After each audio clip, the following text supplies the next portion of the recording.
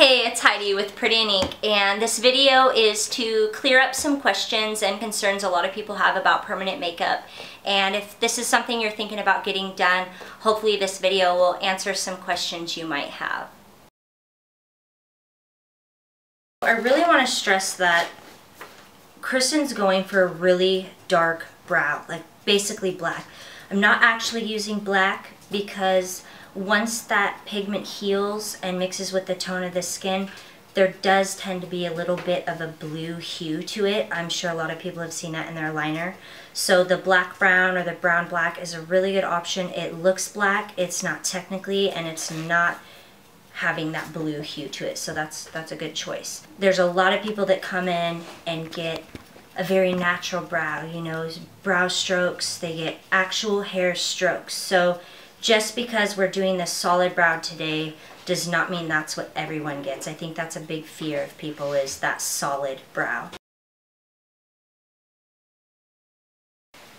Normally, the procedure itself takes anywhere from a half an hour to an hour, depending on, of course, what kind of brow and how much work we're doing. Kristen's today, we're doing solid, so it's probably going to take a little bit longer than your typical.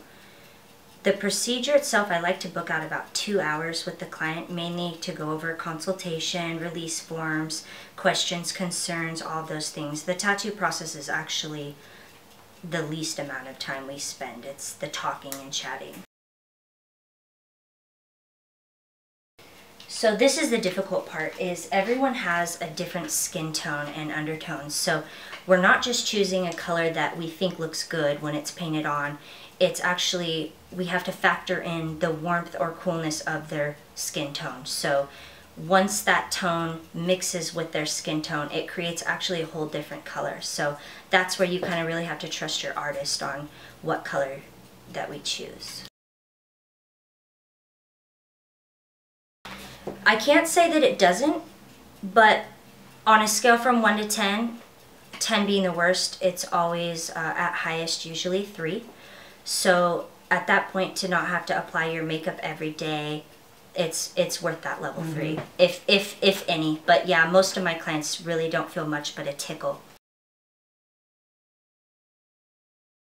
Normally, I like to do the once over, and then we'll usually follow up with a retouch no earlier than 6 weeks. Sometimes, if you're a naughty little healer, you might need a 3rd retouch. Once we've got everything set in stone and perfected, everything's healed properly, it's usually about 5 years. And it's not that the tattoo will be gone, it'll need color refreshing. With eyebrows, you really get minimal to no swelling. It's a really tough area, so that's usually not an issue. With eyeliner, the heavier you go, the more swelling you're going to have. Usually max 4 days. So you want to ice and double up on your ibuprofen. But yeah, your eyelids will be protruding a little bit with the eyeliner. The color can definitely be adjusted. Say you leave today and you're like, you know, I want it a little darker. It's a lot easier to go darker than lighter. So a lot of times people will err on the conservative side if they're really fearful of it looking painted on. So you can kind of say, let's just graze over with a nice base color, and then you can come back and adjust it. And years down the road, you can adjust it as well. The sun will change the hue, especially if you're not using sunscreen. Yeah, she's a tanner. I was a naughty one. You're a naughty one, yeah. You don't have to shave the hair. A lot of people, I'm really surprised how many people ask that. With body tattooing, you do have to shave the hair. So for this, no, you tattoo around it. And I have had some women that literally have 5 hairs. So by the time they're done, they might want to shave it off. But in Kristen's case, she has a lot of really nice hair that's going to make it look really natural. So in that case, you definitely leave it. I don't recommend that you wear makeup for the first 72 hours, but I would prefer that you don't wear it until the last of the flaking is gone. What's going to happen is once you put that makeup on, you have to take it off. So if you have any flaking at all, my biggest thing with healing is you don't pick or peel. So if you've got your eyeliner freshly done and you need to take your mascara off, you're going to be rubbing and picking and peeling. So I would like to say that until the rest of that flaking is gone, don't wear any makeup on that area.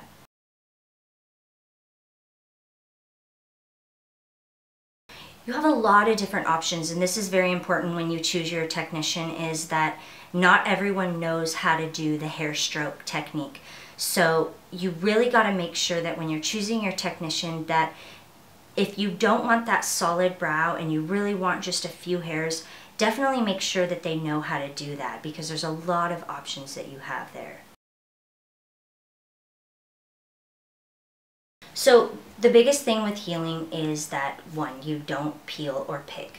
You're gonna start getting a little flaky about 4 to 5 days in. That's when it's really fragile. So if you're an itcher, if you're a picker, it's gonna take that pigment off if you pick that dry skin. A lot of people try to speed up the process by exfoliating. They wanna look good, they want that dry skin gone. You're gonna take that pigment out.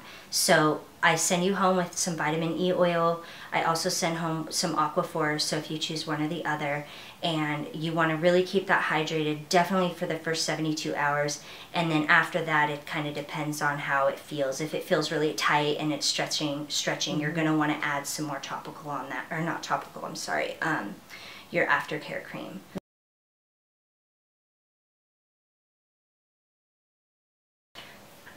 Definitely.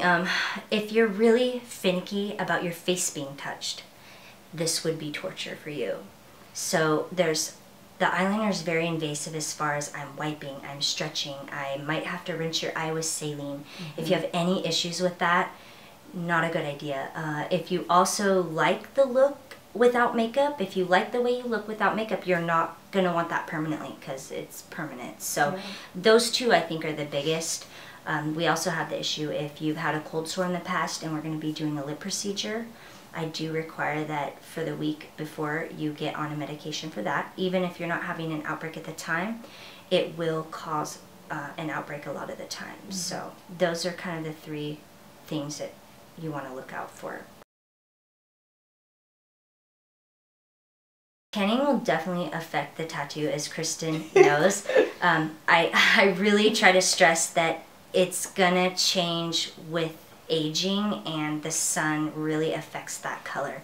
So you wanna maybe get a sunscreen stick and take a little Q-tip and dab that on there. I know that seems tedious, but when you're spending the amount of money that you do, it's an investment. So you have to invest some time there to put some sunscreen on it, definitely. If the tattoo is darker than the brow hair, this actually happens a lot with clients with gray eyebrows. Obviously, you're not going to tattoo a gray eyebrow. So what they would need to do is tint back their eyebrows, and my tints last about 3 months.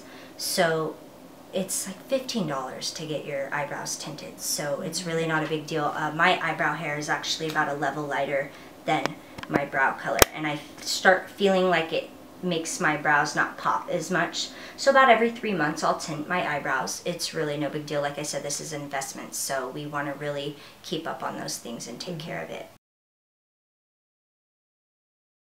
So normally the cost of permanent makeup, it really varies depending on the skill of the technician. So I would like to say anywhere from $200 to $500.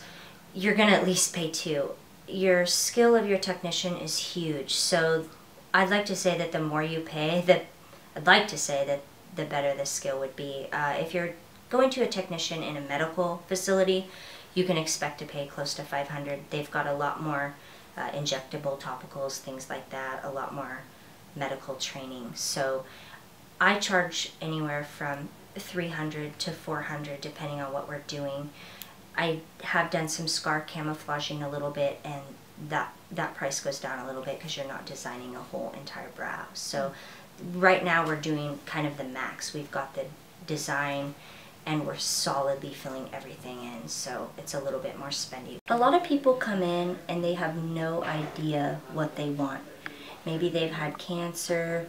I had a lady who had alopecia the other day, and so when she came in, it was a naked brow bone. There was nothing there to disguise the tattoo. There was nothing there to follow.